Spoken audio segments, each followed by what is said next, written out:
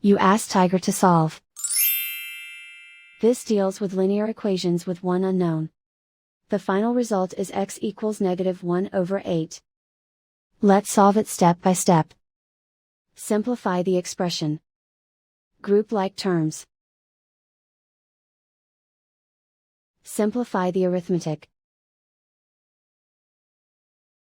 Group all x terms on the left side of the equation.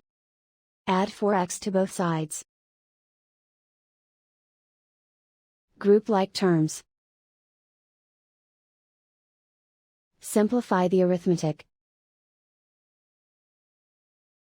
Group like terms.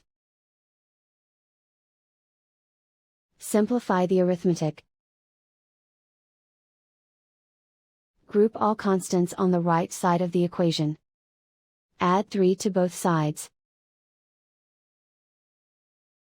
Simplify the arithmetic.